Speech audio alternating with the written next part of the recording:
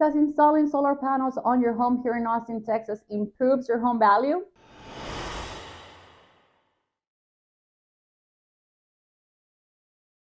Hey everyone, Xochitl Cervantes with Rockstone Real Estate Group here in Austin, Texas, helping people buy and sell homes here in Austin. And if you're thinking about buying or selling a home, well, please reach out to me via phone, text, or email, and let's have a conversation.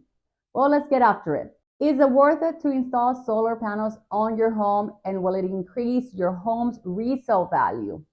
The short answer is probably, don't hate me for this, not.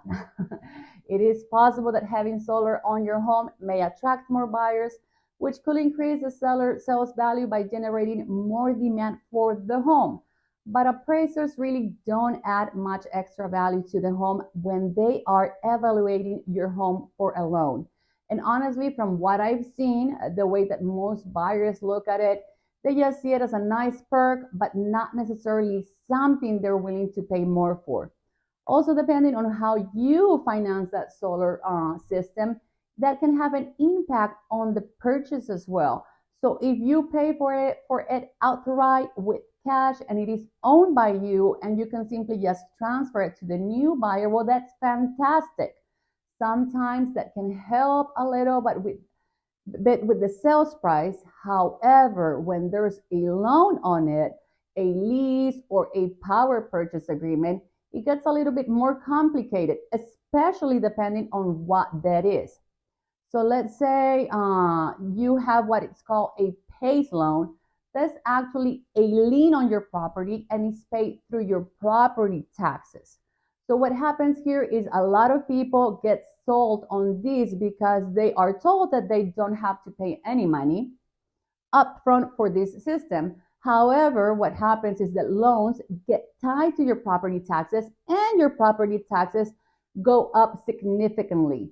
And when you sell that house, that PACE loan becomes a first position lien on that property. And that lender can't lend on it because they're going to have to take a second position. Now, they can lend on it, so that means it has to be paid off through either escrow before closing, or because, and you know that can be very expensive. And I've seen it $40,000 or $50,000 that has to be paid off in order to close escrow. So that means it's coming out of either the seller's proceeds or the buyers having to pay for that themselves, or they have to split it. They have to split the difference. I've seen deals blow up just because of pay loans. I'll really recommend avoiding these types of loans if you're thinking about financing your solar system on your home. Now, if your solar is simply financed and not using a PACE program, well, it has a traditional loan on it through a solar company, well, then it's a little bit safer. But the buyer still has to qualify for that loan in addition to qualifying for the loan to purchase that property.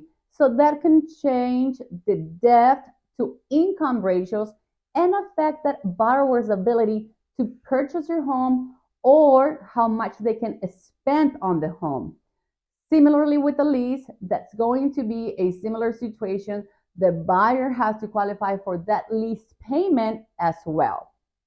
Now, probably the least impactful solar agreement out there is the power purchase agreement. So this is where the solar company is contracting with the homeowner and they're selling power back to them at a fixed rate with a very known fixed inflation over the period of potentially about 20 years. So this is simply a cheaper way to buy power over the long run, and it doesn't impact your ability to qualify for a loan.